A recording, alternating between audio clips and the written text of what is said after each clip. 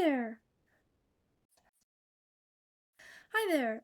Today I will be showing you how to go from a blank Excel sheet to finding a fractional composition of a triprotic acid.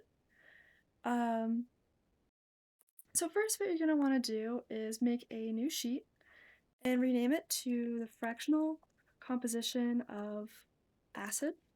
It could be whatever acid you want, whether you have it in front of you, you need it, whatever. But first, what I'm going to do is make a column labeled pH and a column labeled H3O+. Um, this just shows me the concentration of my acid in solution and makes it easy to do some calculations later.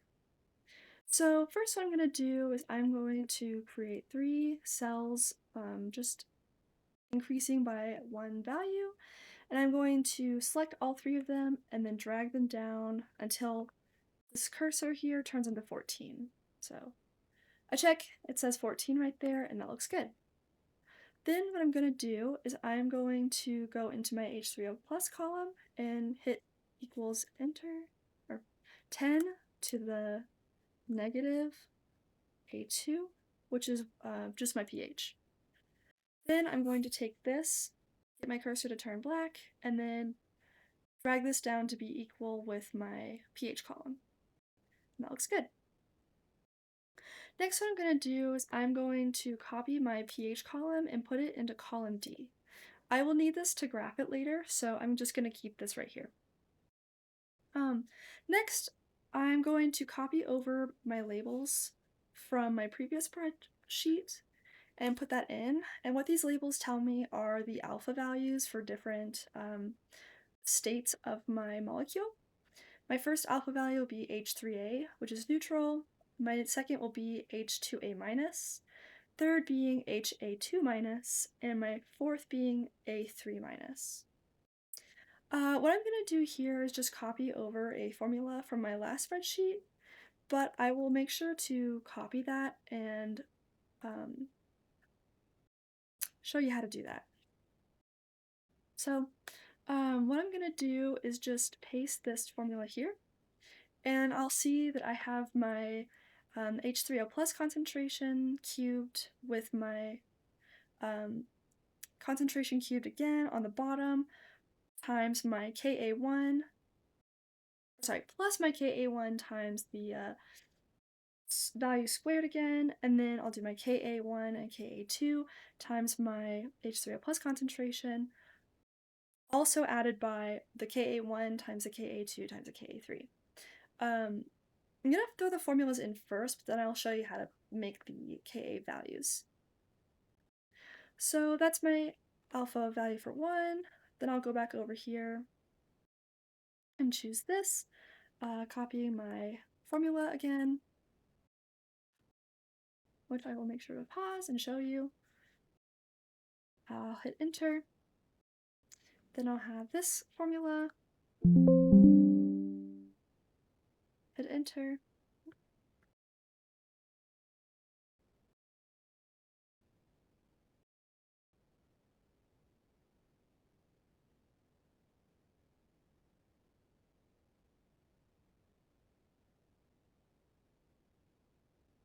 and then I'll do my fourth formula, copy that, and then I'll paste it over here. So we can see that these formulas rely on the pKa and Ka values, but we don't have those just yet. So what I'm going to do is make a chart that has my pKa and Ka labeled. I'll paste it over here. Hang on.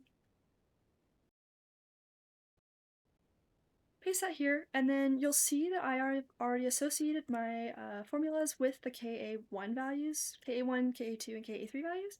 But basically what I'm going to do to get that is I'm going to either Google to find my pKa values for an acid. This is the pKa 1, 2, and 3 of a phosphoric acid, which is a triprotic acid. And then to get from pKa to Ka1, I will just do the same formula that I used for H3O+. You can literally just copy it over and then just change the letter over to K, or whatever your respective pKa1 column is. Um, but just make sure that that Ka value and column is associated with your formulas as well. So then once I have those, you can see that I have values here. And what I'm going to do with those values is I'm just going to hover over that corner and drag it all the way down till the end of my data here. I think there's a better way to do this, but I'm not sure of what it is. And so I just do each column individually. Then I keep doing this and drag it down. And there's all my values. So now that I have all of these values here, I'm going to take these and I'm going to select from my pH all the way over to my A3 and then all the way down to my pH 14. Then what I'm going to do is I'm going to go to Insert. I'm going to hover over my scatter chart and then click Scatter. From there, what I'm going to do is I'm going to try and zoom out, and then I'm going to take my graph all the way up to the top, just because I don't want that down there. So now we have each individual point on the graph, but that's not really helpful. So what I'm going to do is I'm going to click on Change Chart Type, and then I'm going to go over to this square right here. It says Scatter with Smooth Lines. And then I'm going to click this one right here in that top left corner, and then hit OK. So now I have my scatter plot turn into a linear plot, or like a aligned plot.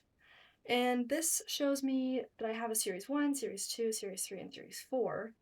But to change that, what I'm going to do is I'm going to select data. I'm going to hit edit. And then for series 1, I'm going to call that my H3A. And then hit OK.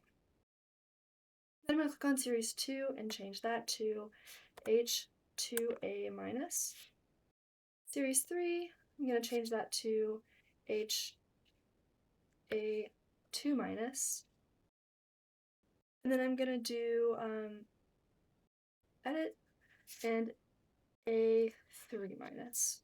And then I'm going to hit OK. So now my labels have changed from a series to an actual name. Then what I'm going to do is I'm going to go into my axis, and I've noticed that I have extra space on the axis and I don't want that. So I just double click on my axis and I'll go over to this little square, click it. Oh, not that. Make sure I have it selected. Then I'll go over to these bars into axis options, and then my maximum will be 14. I'll hit enter and that changes it. Same thing with this vertical axis. It shows me at 1.2, but I want that to be 1. Just because that's 100% of our species being that one species. So I'll close that for now, and then I'll add titles.